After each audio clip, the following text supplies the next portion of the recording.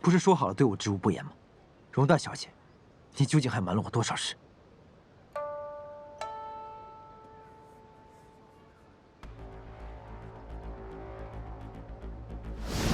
大姐姐，我很好奇，你我之间，日后谁会走得更远些呢？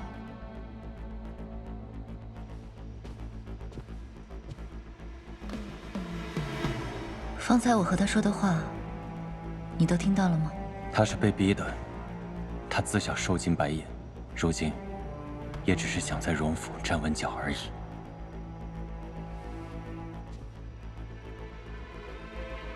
白郎君，可敢与我赌一局？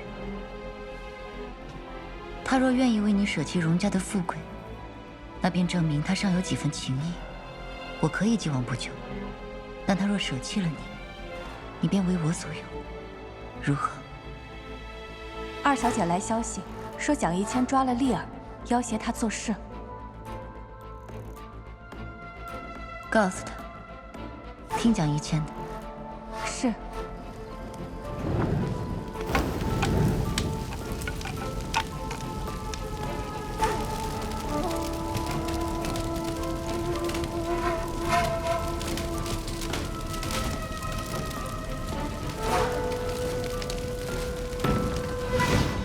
你疯了吗？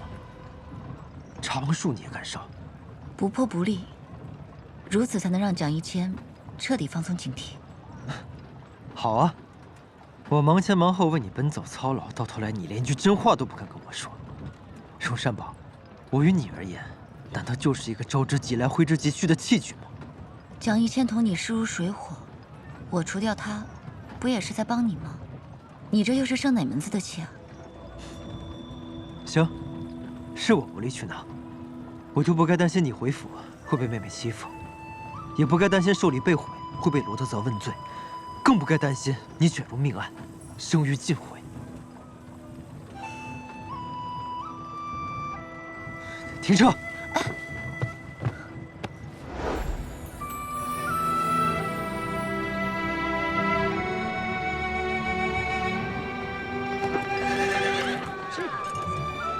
大人，您还下车吗？还下车吗？不下了。待此案了结，我会给你个交代。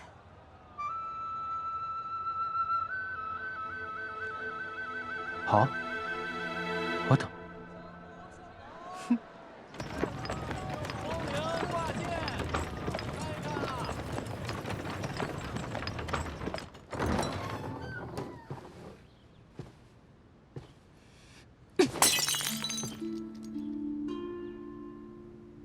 你竟和荣善宝联合起来骗我！哼，好个钟仆！既要做荣善宝的刀，何必装出慈悲模样？没错，是我骗了你。可云说，是你的路走偏了。偏了？这偌大的荣府，祖母把荣善宝捧成明月时，可曾想过墙角还有株野草要活？我不争，难道等他施舍？我偏要争，争他个头破血流，争他个你死我活。我原以为你会懂我的，可为何连你都会阻我？为何连你都会觉得我应该低头认罪？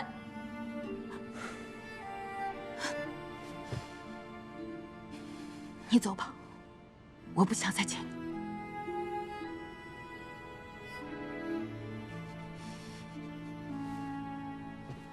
那日我坠江时，江水裹着恨意涌入我的肺中。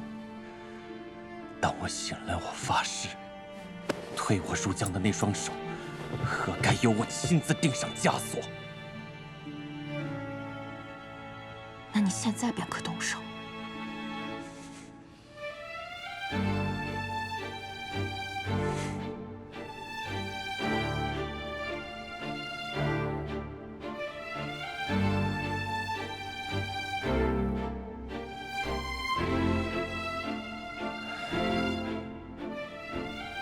可我此刻依然叹泪。那日初见你时，暖阳金带下的兰花香。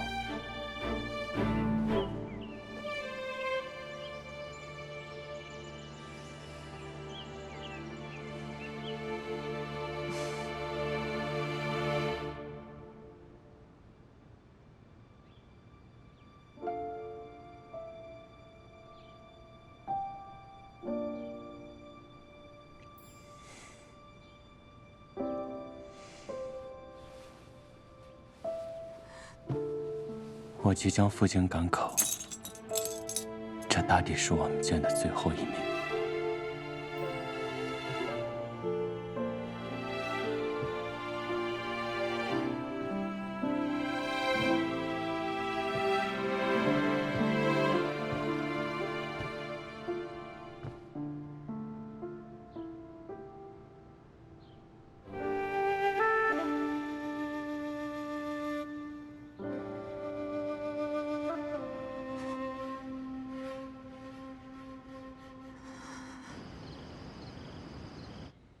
祖母，该喝药了。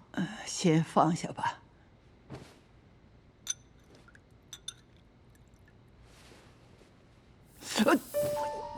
你做什么？实话告诉你，我的眼睛早就好了，这么多年的忍耐，不过是给我娘讨个说法。祖母，你要乖乖喝药，好好活着，活着亲眼看见一个婢女的孩子继承荣家。亲眼看到我娘的牌位名正言顺地进入荣家祠堂。喝，我叫你喝呀！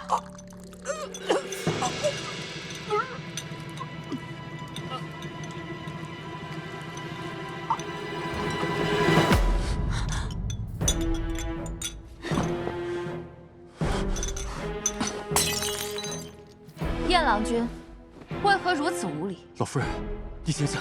老夫人。崇曦堂也是你闯的，来人，将这无礼之徒赶出去。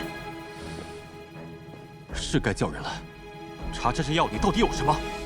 燕郎君，我敬你是祖母请来的贵客，可你也不能信口开河诬赖主人，请你立刻回去收拾行装，即刻离开荣府。吴小姐，白兄对你一往情深，曾苦心孤诣地劝你离开这是非之地，可你满心仇恨，深陷泥潭不肯自拔。事到如今，你还不知悔改，当真不怕报应吗？你怎么会知道？此乃我荣府的家务事，还轮不到你一个外人知会。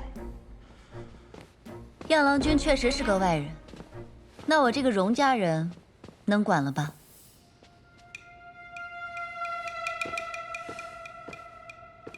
大小姐，你回来了。多谢你了，燕郎君。荣家的家务事，还是我来处置吧。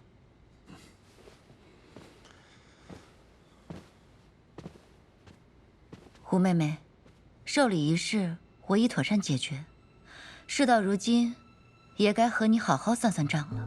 你千不该万不该，不该打着挟天子以令诸侯的主意，软禁病中的祖母，这是大不孝。你有什么资格对我指手画脚？别忘了，你如今依旧是被祖母逐出荣府的一个孙女罢了。来人，来人呐！他们2人在此惊扰祖母养病，替我一并逐了出去。忘了祖母说过什么？她病中，荣家一切事宜由我做主。你们都聋了吗？还不将人逐出去？要不然等会儿祖母醒了，人人都得受罚。荣云舒，杨一堂早已将你供了出来，是你串通他引狼入室，才害得祖母生病。如今他背后的蒋一谦也已落网，你再执迷不悟下去，我就请衙役将你带走，上公堂审问。我执迷，分明是他食古不化，害人匪浅。是他执着于门第之间，将我生母视如草芥，人人都可轻贱。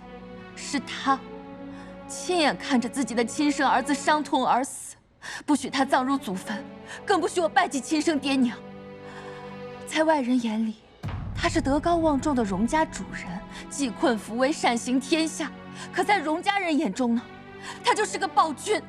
荣善宝，你才13岁，他就逼着你跟着茶队行商，险些害你客死异乡。不管你为荣家付出再多，只要你稍有违逆，变成了荣家的罪人，就要被剥夺一切，驱逐荣家，这公平吗？你们都说我要害他，何须我来动手？他如今变成了这副模样，就是老天爷给他的惩罚。惩罚她这个作威作福的死老太婆，手不能动，口不能言，众叛亲离，一无所有。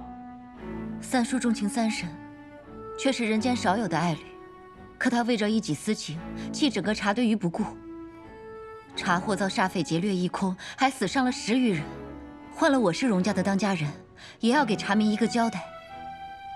身在那个位置上，祖母也有许多不得已。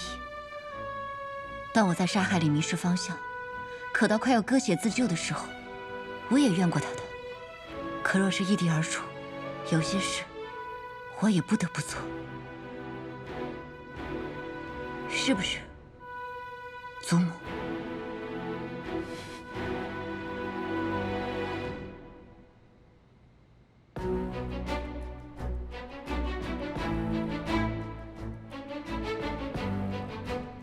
我没你那么大度。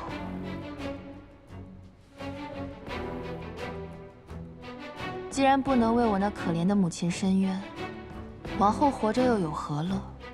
不如一发死了干净。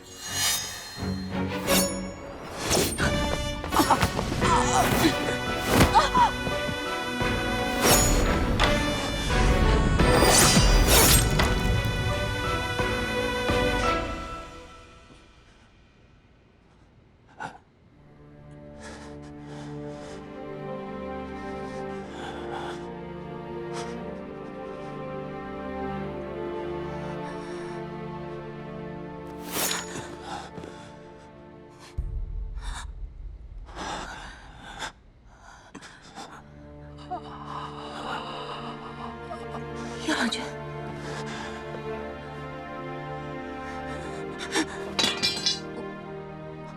我不是有意的，是他自己扑过来的。赶快把五小姐带走。五小姐，叶朗君，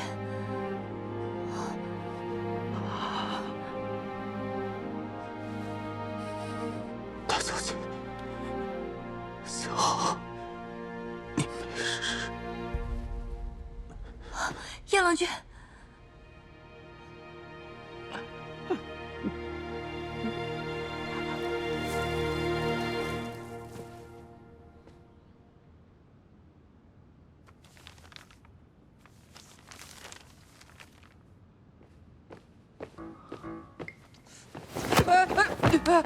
好啊，身在曹营心在汉，替你家大小姐做起探子来了。师爷饶命，小的不敢，小的万万不敢呢。我叫你封锁江边，全力救人，你却说找不到白应生的踪影，结果他和荣大小姐合谋入了巡抚衙门。君代呀，君代，你瞒得可真好啊！大小姐说了，百郎君另有用途，不能交给官府。大人息怒，小的全心效忠大人。只是小的爹娘妹子都留在荣家，生死荣辱都是大小姐一句话的事儿。不过小的敢对天发誓，除了救人积德，再没有半点欺瞒大人的事了。你敢对天起誓，再无一件欺瞒我的事吗？哎，大人先前说过，小的效忠大小姐，就是效忠大人了。看来他荣善宝瞒着我的事还多着呢，将他拖下去，先杖10个大板，再来问话。别，不要！大人，小的说了，小的全说了。说，只要是关于荣善宝的事，一个字都不许遗漏。老夫人这病，自两足的踝骨起，逐渐漫于膝，1、2月流于臂骨，继而是肩、肘，这最后才是手。先是麻痒，后如虫噬。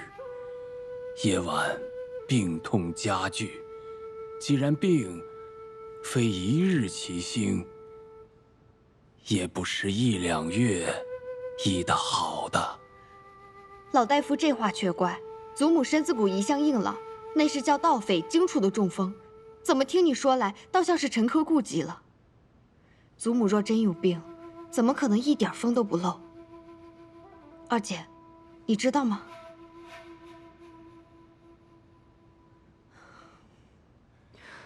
那您这方子，前头孙大夫的方子，主医心火暴盛。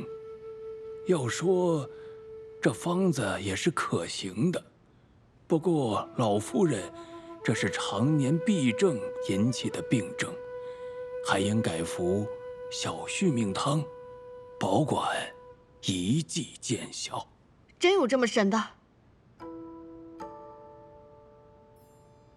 祖母，你醒了。祖母，老夫人，你没事了。你醒了。祖母，您感觉怎么样？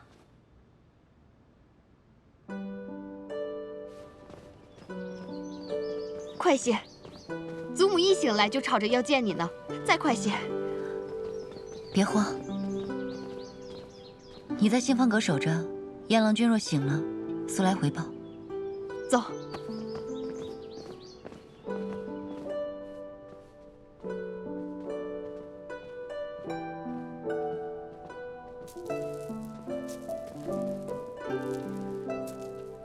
祖母，您精神好些了。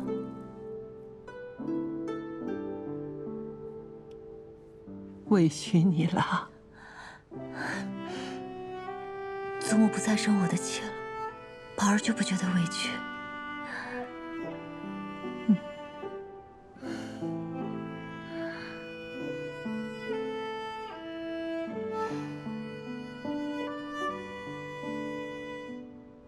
他人呢？关在祠堂后的小院里，待祖母病愈，亲自发落。白露的伤势如何？大夫说，燕郎君的伤势沉重，性命危急，能不能撑下来，就看这2日的情形。孙女想着，赶紧着人往燕家报信，只恐路途遥远，赶不及。吉人自有天佑，他是个好孩子，竟舍了自己去救你。你不在荣家，他也日日在我耳边说你的好话，只因有他在，咱们祖孙才能和好如初。他就是我们荣家的贵人。祖母这儿有人照料，不许你守着，你去信方阁，务必要保全他的性命。是，孙女这就去信方阁守着。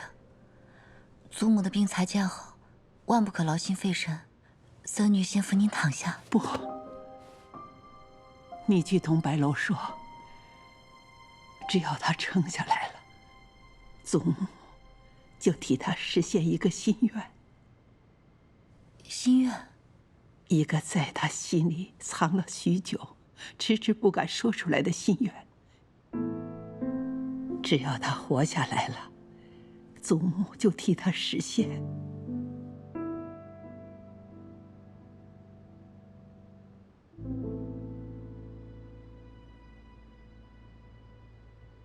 我有要事要见罗大人，快点给我去通报。来人啊！我要见罗大人。蒋大人吵着要见巡按大人，究竟是有何事相告啊？上下官古今，祈福千万途。年轻人，凡事留有余地，不要高兴得太早。蒋大人，锦绣万花谷是你自己交上来的，为了一套书，你连离开了魏家的杨氏都不放过。如今仁政也已坦白，你还有什么好狡辩的？你住口！本官没有错，魏可俭就是杀人凶手，案件没有判错。杨氏只不过是魏氏找来的娼妓，你还有荣善宝，你们想联合起来，想污蔑本官。我要见皇上，我要申冤，我要见皇上。大人，许小姐求见。许小姐，许梅英。陆将来，你也没多干净，你为了一己私欲，把杨氏的死栽赃到我身上，你和那些卑鄙小人同为一丘之貉。陆将来，陆将来，来人，放我出去！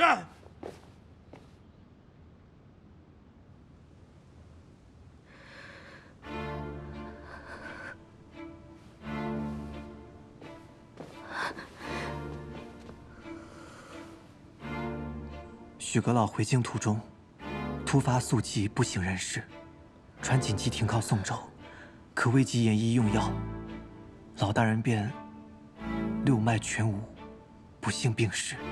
许小姐扶灵还乡，给你报丧来了。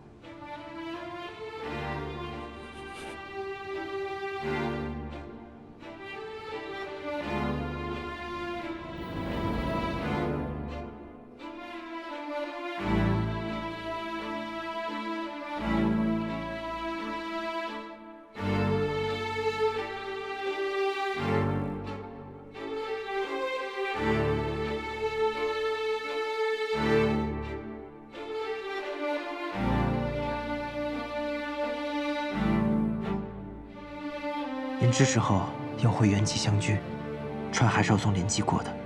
到时候，学生会带上极品的龙井，就在码头上候着您来。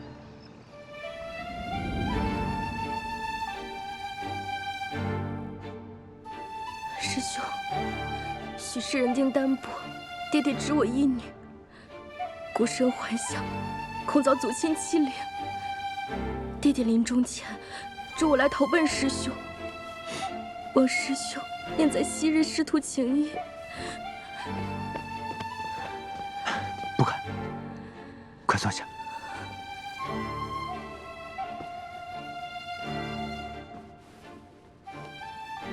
老师大恩，我陆将来永世不忘。他的丧仪我一定办妥当。先收拾几间清静屋子出来，把许家人安顿好。是。师妹，万万不可爱悔过度，还当保重自身。我看你气色很是不好，先去后衙歇息，余下的事过后再论。君代，许小姐，请。见笑了，师兄。小妹失态了，我身边带的下人不多，3、4间屋子足矣。只是途中见一病入膏肓的乞丐，一时动了恻隐，才将人一并带上，给师兄添麻烦了。他病得很重，劳烦师兄替他寻一位大夫。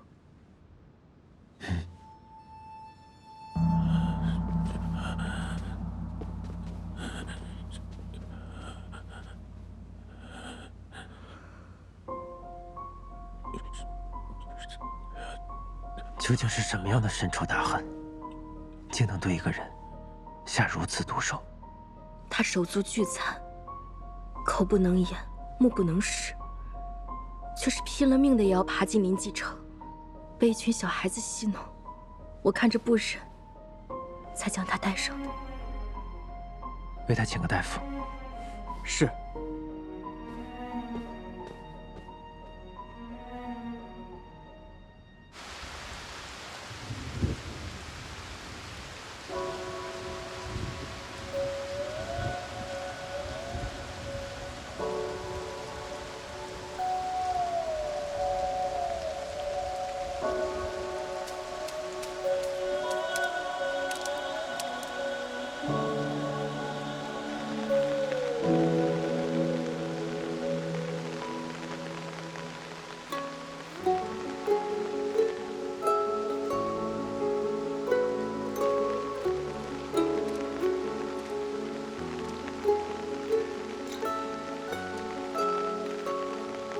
你为何不进去？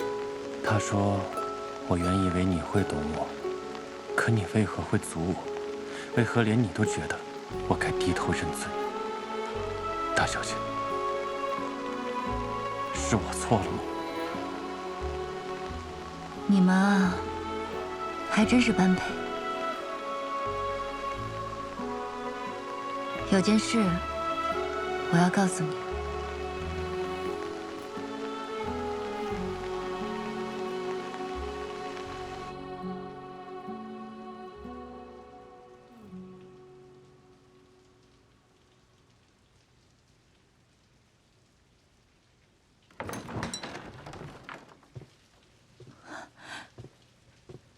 祖母病体未全，怎能叫她操劳？是我强命他们抬我来的，不要怪人。祖母回去吧，孙女在此守着。你是不是觉得我对白楼过于关切了？你是知道的，燕家曾经送过人进荣府的。论辈分，还是他的叔祖父。他在燕家行酒，人人唤他酒郎。不过燕九郎样貌虽好，个性却太温和，太木讷。为时不太讨我的喜欢，我也很少到他的房里去。可是到了最后，他用自己的命换了我的命。孙女不知，祖母从前也没有提过。很久很久以前的事了。那年，他陪我走岔路，陷入流沙里的时候，我还以为此生到头了，没想到他会豁出命去救我。那天我看到白楼，心里是有些失望的，因为他们两人不大相像。直到我看到白楼也肯替你挡刀，我才突然意识到，至少有一点，这两个人是一样的。燕家的男人都肯为心中恋慕的女子舍了性命。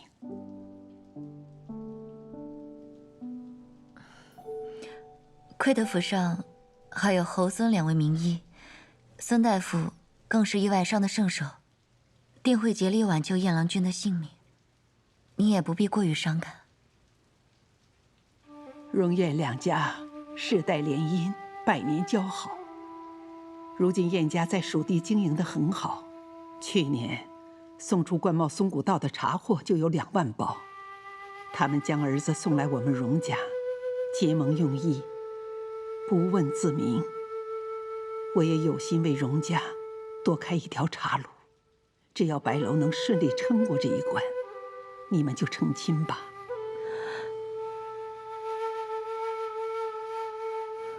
我已经决定了，福善寺的菩萨最为灵验。明日，你去为白楼求助签吧。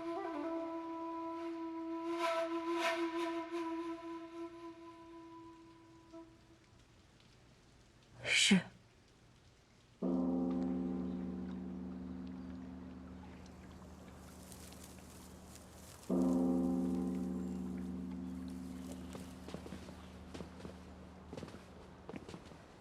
慢点。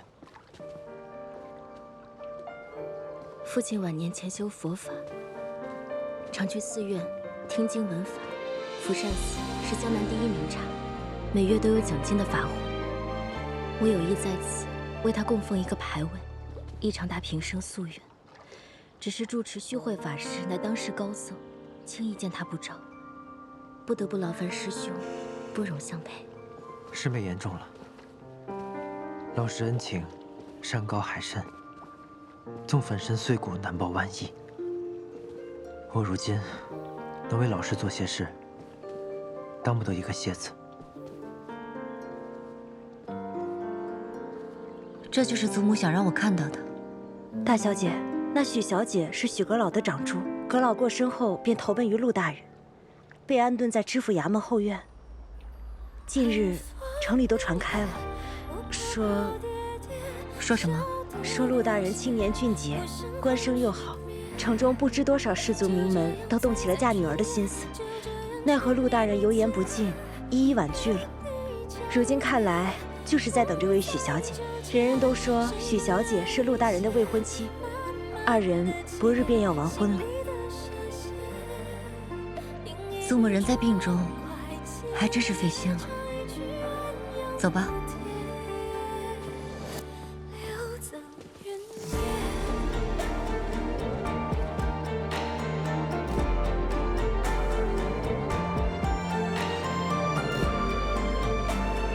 陆师兄，这不守信诺的狗男人，你非但救他的性命，更为他顶撞祖母，舍弃荣家偌大的家私。他但凡有半点心肝，何该肝脑涂地，舍身相报，公然与女人把臂同游，分明背着你与人私合。呸！不守妇道，寡廉鲜耻。你回来做什么？你就应当撕破他的脸皮，将他千刀万剐了去。你胡说什么？陆大人留任临济知府，连一向专断的蒋一谦都办得到，可谓简在地心，前途无量。只要他能善待茶民，尊重茶事，荣家不但不应得罪他，还要同他交好才是。你这叫什么话？你当真不要他了？好，那就叫他奔他的仕途去，你做你的茶王。像这等三心两意的男人，不配进我荣家的大门，一刀两断才清净，省得日后惹出是非，让家门跟着蒙羞。大小姐，我家郎君醒了。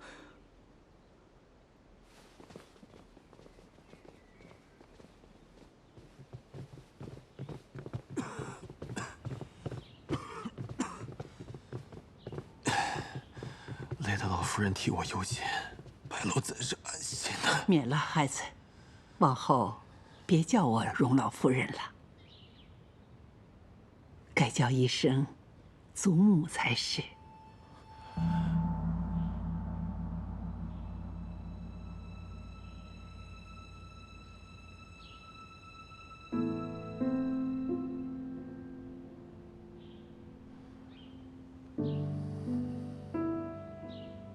白楼子来到临济，多蒙老夫人垂爱照拂，就算是叫声祖母，也是应该的。郎君先别说话了呀。没事，我没有那么娇弱，区皮外伤，很快就能康复的。白楼，你来荣家这么久了，一言一行，祖母都看在眼里。你温文尔雅，行之有度。入荣家的男子虽多，却只有你一个始终不争不抢，胸怀磊落，从无半点怨妒之心，真正拥有光风霁月的好品德。祖母考验你多时了，只有你担得上千钧重任，配得上我荣家未来的女主人。宝儿，善宝，别忘了，你应过祖母什么？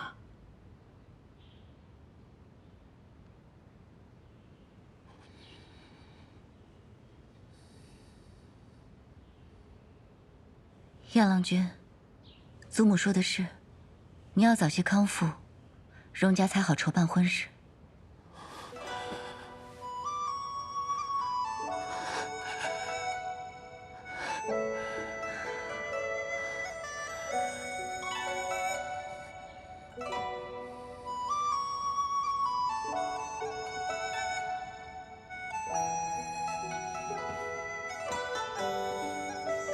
来，蒋一谦的案子已送到刑部，有罗巡案为证，罪名无可开脱。那狱中几个含冤的知县很快便要获释，人人都赞你义胆忠肝，行事果决的，你该高兴才是。怎么一脸愁容啊？还有一桩案子，至今不曾破解。那杨义堂已再三审问，若不是他怨恨杀人，那逼死杨氏的究竟是谁呢？我还以为你为许小姐而烦恼，哎，你就没瞧出来？瞧出来什么？喝茶，喝茶。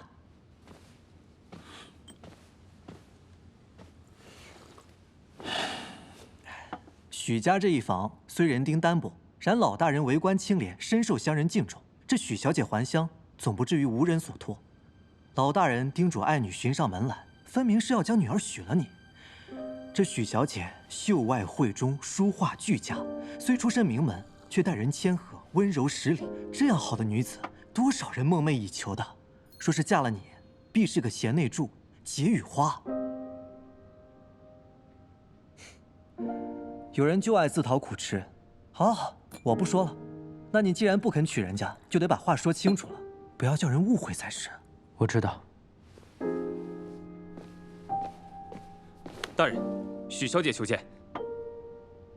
那许阁老刚刚仙逝，他正伤心着。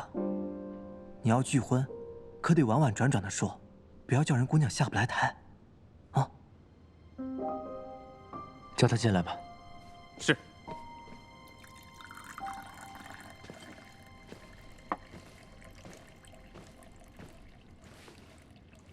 陆师兄，蓝先生。新沏的茶，二位慢慢谈，我就先走了。不，你留下，需你做个见证。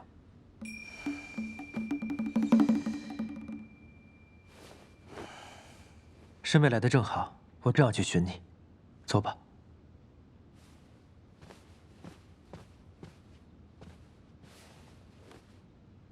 我这后衙里，梳理衙役，来往宾客都是男人，除了后厨做饭的老妈子，一个女眷都没有。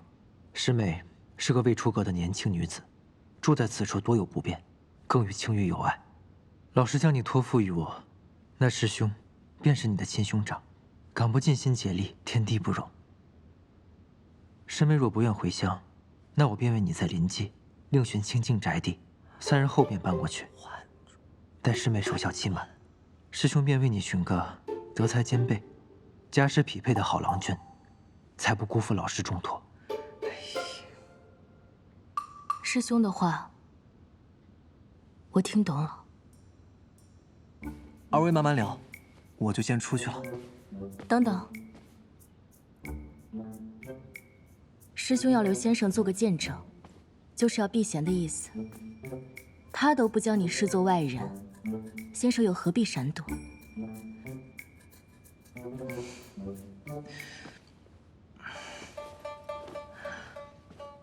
我父亲不在，家中又无做主长辈，那有些事，女儿家亦可自专。既然师兄肯同我推心置腹，那我也直言不讳。有些话可能会冒犯师兄。师兄不肯娶我，是要到那荣家去做赘婿吗？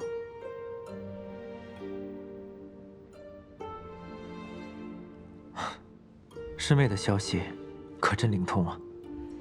坊间传言还是有所耳闻的。父亲在世时常常同我说，举凡天下有才能的人，总是不免有些恃才傲物、落落寡合。这样的人在官场上是很难成事的。他有很多的学生，唯有陆师兄最得他的看重。只因师兄你意志坚定，抱负不凡，勇于任事而临危不惧，难得的能击拳识变通，又有爱人悯物之人心，假以时日，必能辅佐陛下起中兴之宏图，当太平之昌利。朝廷俊才能得父亲如此评价的，也只有陆师兄一个了。只是父亲有时也会担忧，师兄年少得志，也人嫉恨，稍有行差踏错，便有性命之忧。师妹究竟想说什么？想那荣家是地方豪族，威势逼人，旁人得以入赘荣府，自然是一步登天的好事。可若是师兄娶了荣小姐，难免叫人诟病你在微暗中屈从私情。更要紧的是，生上这般信任师兄，你早晚都要离了灵寂的。为着一个女子，师兄难道甘愿囿于一隅，舍得抛弃当年入世时立下的宏愿吗？许小姐，您这……二位不要误会，父亲的确有意托付女儿终身，但儿女姻缘须得天意成全，不是我的良缘，我也无意强求。我说这番话，只是不想看到师兄他日有志难伸，悔恨终身。许师妹，此事我已……师兄自己思量，拿定主张才好。不过我今日前来，另有一件要紧事，有关于我同行的那个乞丐。那乞丐怎么了？二位还请随我来。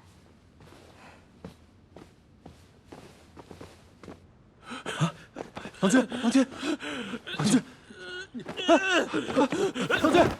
郎君，郎君，怎么了？郎君，怎么了？郎君，哎，快起来啊！郎君，郎君，郎君，大人，快扶他起来。是。来，郎君，郎君，我关郎君原本面容俊秀，气度不凡，并不像是寻常行乞之人。我是临济知府陆将来，若郎君身负冤屈，尽可对我说来。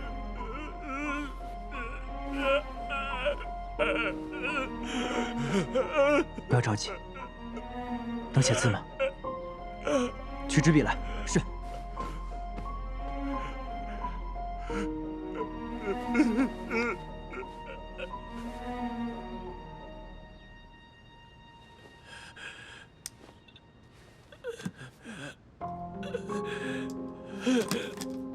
可他手筋脚筋俱断，要怎么写字啊？用嘴叼着写，总要试一试的。说的有理。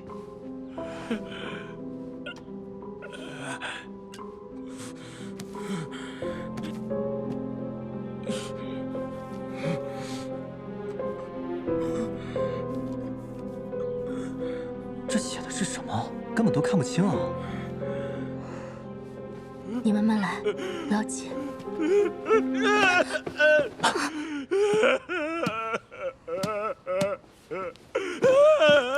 冷静，我知你心中有冤有诉，然而幼童习字3年难成，更何况你以口代手，更是难如登天。不要着急，你可以慢慢练过，我就在此等候，等到你练好为止。陆大人一言九鼎，绝不失信的，你安心。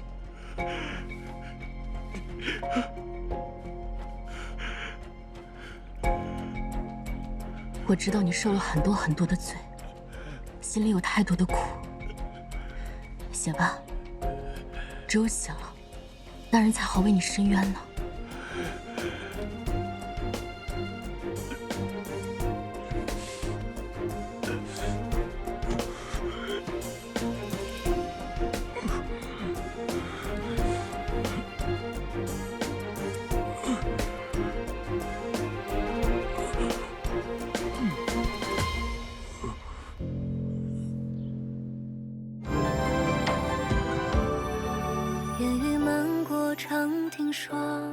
景色破碎于旧月光，你眼底浮动的星芒，是前朝未解的记账。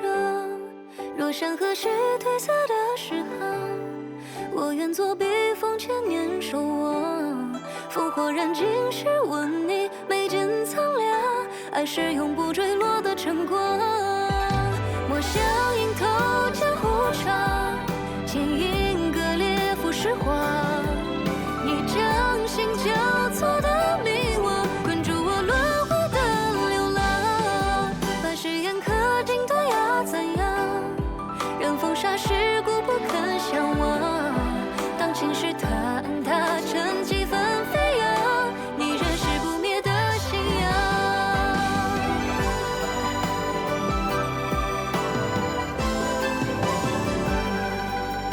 同里有幸菩提下，古茶烟脚轩时光。踏碎旧万场，岁月风华，只为寻你半句回答。若人间中尘荒凉梦长，爱是刺破虚妄的寒芒，在洪荒尽头共写天地辉煌，用亘古心跳做重章。我想饮吐江湖长，剑影割裂浮世望。你将心交错的迷惘，困住我轮回的流浪，把誓言刻进断崖残阳，任风沙世故不肯相忘。当青石踏岸踏成几分飞扬，你仍是不灭的信仰。同里有幸菩提下，古茶烟脚轩时光。打碎旧万场雪月风华，只为寻你半句回答。若人间中尘荒凉梦长，爱是刺破虚妄的寒芒，在洪荒尽头共写天地辉煌，用亘古心跳做终章。